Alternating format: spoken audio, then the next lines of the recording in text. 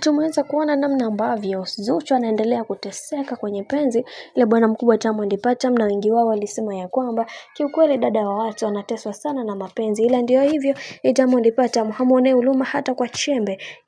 Hichi kitendo ambacho anachokifanya kiukweli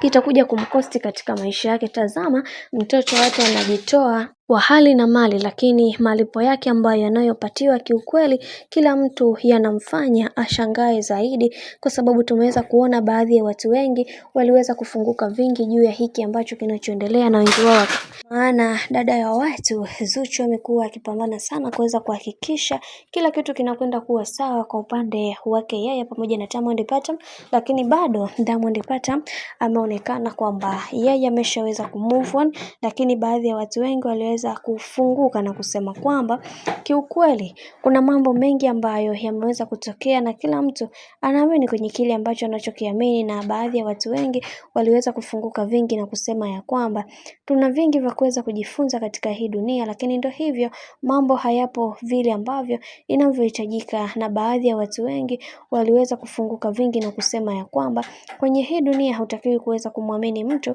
kwa 100%. Tazama Zuchu ambavyo anavyoteseka, na kila mtu anatamani sana kuweza kujua hiki ambacho kinachoendelea kwa sasa, ila yote tunamshukuru Mungu kwa kila kitu ambacho alichoweza kukitenda, kwa sababu haikuwa rahisi wala haikuwa vile ambavyo inavyostahili. Kila mtu aliamini ya kwamba